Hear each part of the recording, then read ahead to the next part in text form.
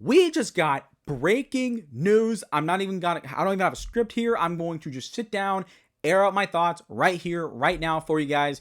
Russell Wilson has gone to the New York Giants and Stefon Diggs has gone to the New England Patriots. Both of these moves are not good whatsoever for both franchises. Starting with Russell Wilson. With the advent of Russell Wilson going to the New York Giants, which has been rumored for months, or a couple months really, and now he is here. He is now a New York Giant. But also, with the advent of signing Jameis Winston the day before, this move tells me that the Giants are not drafting Shedeur Sanders at 3. And for a team that needs a new direction and needs a new era, oh Lord, Giants fans, I am so sorry for you. Your season and your future for at least one more season is inherently screwed. It is one straight up screwed. Why would you put Russell Wilson behind a mid-offensive line after he already holds the ball longer than almost any quarterback in the NFL and was responsible for a lot of sacks that happened in in Pittsburgh last season? So you put him behind that. Who are his weapons? Malik Neighbors, that's it. Tyron Tracy going into year 2, I'm excited for him, but that's a question mark. Theo Johnson, tight end, I like him too, but he's also a question mark. Wan'Dale Robinson, I don't like very much. He's not that good, right? 92 catches with having barely any yards does not tell me that you're good. They re-signed Darius Slayton. He's average, nothing more, nothing less than that. And then you add on a defense that was really not good at all last year, and even with the signings that they made, I'm still not confident that defensive coordinator Sean Bowen is all of a sudden going to make this massive jump, right? So now you're looking at the Giants not drafting a quarterback at 3, and they have no future at quarterback now for the foreseeable future. And this tells me that Brian Daboll and Joe Schoen are just trying to not get fired, which if they're trying to make these moves to not get fired, if they were that hot, if their seat was that hot, they should have been fired outright and should have got a new head coach, new GM.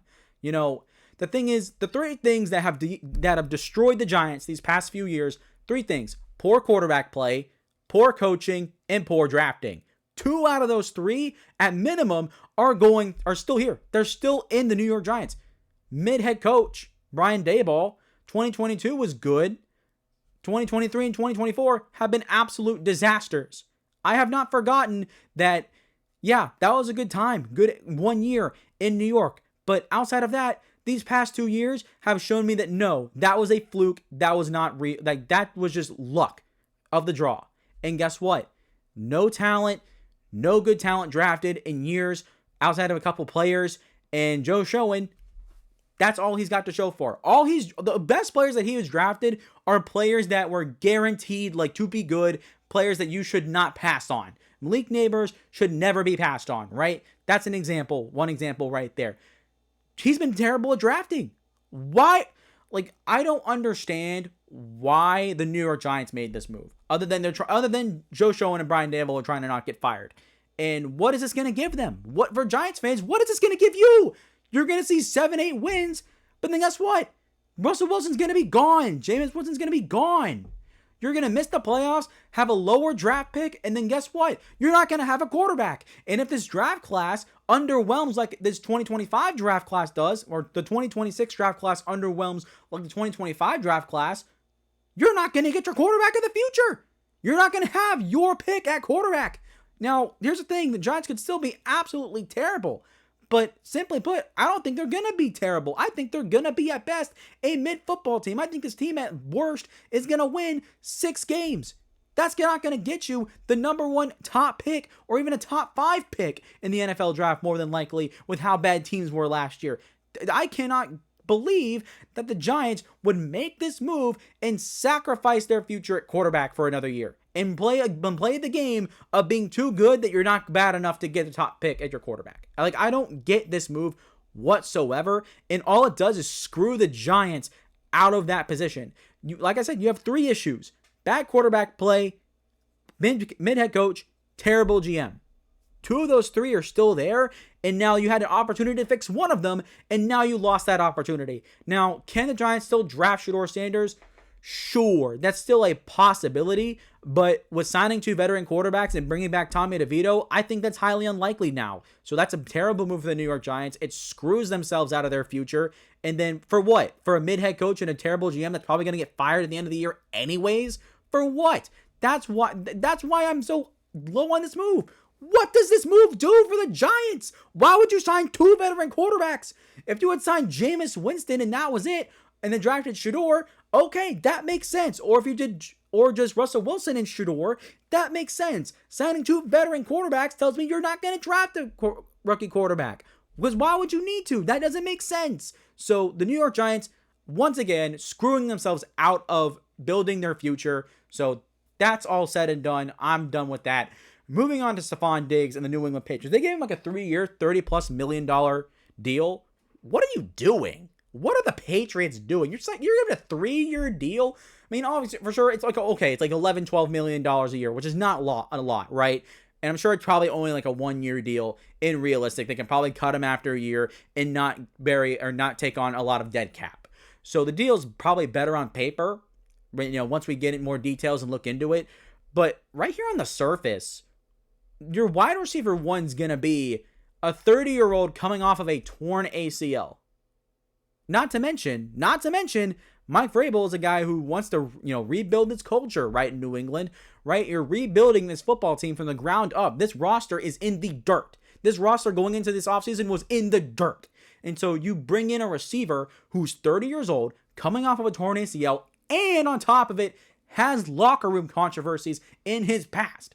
Is that the type of guy you want to bring in to a new culture into your locker room with a young quarterback you're trying to develop, right? He had issues with Josh Allen. He had issues with Kirk Cousins, right? Why? Why would you put your young quarterback in that situation? Why? That makes no sense to me. And bringing in an older receiver that's past his prime and has injury issues, that is such a Mike Vrabel move. That's why this move doesn't really surprise me on the Patriots end, because it is a typical Mike Vrabel move, signing a veteran injured wide receiver. Let's see. Robert Woods, Julio Jones come to mind. Let me think. Oh yeah, do you remember what's his face? Oh my God, what's his face? Oh my God, my mind just blanked. No, my mind cannot be blanking right now. But Julio Jones and Robert Woods, regardless, in Tennessee, were absolute disasters. And guess what? They were 30-year-old receivers coming off major injuries. And guess what they did in Tennessee? Nothing. You think Stefon Diggs is going to do more in New England? No. With an offensive line that's probably not even going to be mid, because they still don't have all the pieces yet, of course. There's still a lot of offseason to go. But you think this offensive line is going to jump up and be all of a sudden very good? No. What are the receivers is Drake May going to throw to right now? We don't know. And like I said, again, there is still a lot of offseason to go. We still have the draft, right? So, everything's not set in stone yet. But at the same time, what is happening in New England right now?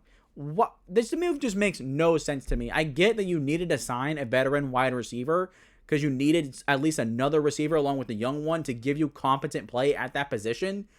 But you could have gotten a guy like Amari Cooper. You could have gotten a guy like, I don't know, who else is still available that hasn't gone out? You could have gotten like a young slot receiver like Elijah Moore.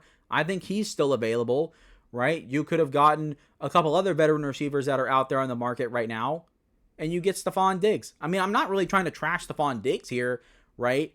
But for the New England Patriots, this is simply not the move they needed to make. I feel like they could have done better here, and they simply failed. I mean, it's too early to truly say that with definitiveness as much as I'm saying that right now, if I'm being fair. But I just cannot look at this move for the New England Patriots and be happy about it or be excited about it. It's a typical Mike Vrabel move to get a veteran injured receiver. This does not surprise me, and it shouldn't surprise anybody whatsoever. Had this move happened a year ago, I would have been excited for it.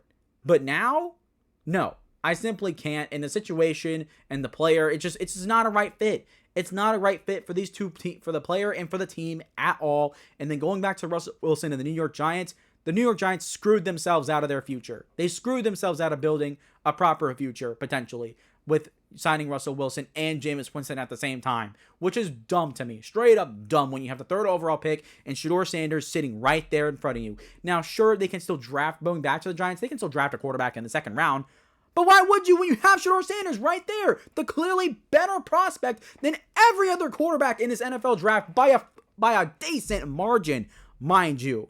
Now, some people will disagree with that. Some people don't even think Shedeur Sanders is a first-round pick. Now, I will tell you this. I've watched the tape on Shedeur Sanders. And if you don't think he's a first-round pick, I don't know what you're talking about. I think you're just being a hater. But that's not the point.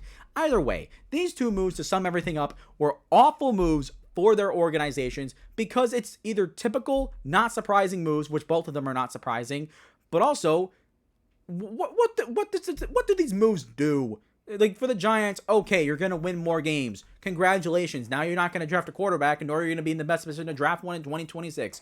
Whoop-de-doo, and now you have a mid-head coach and a terrible GM that won't get fired. Congratulations. For the New England Patriots, currently your number one wide receiver is a 30-year-old with coming off a torn ACL with locker room issues. Congratulations. Now you have a guy like that who is trying to work with a young quarterback, right? And then trying to establish a new locker room culture with Mike Vrabel. That's the guy you're going to bring in? Really? Amari Cooper would have been a much better option. But I digress. These two moves were dumb.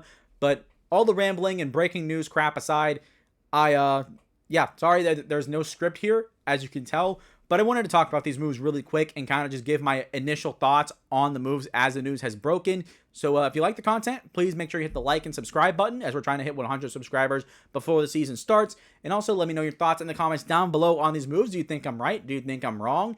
Let me know all your thoughts, right? I just want to hear all of it. And also make sure to share the video on social media or by word of mouth, getting everybody locked in and locked onto the Shoot Make Take podcast.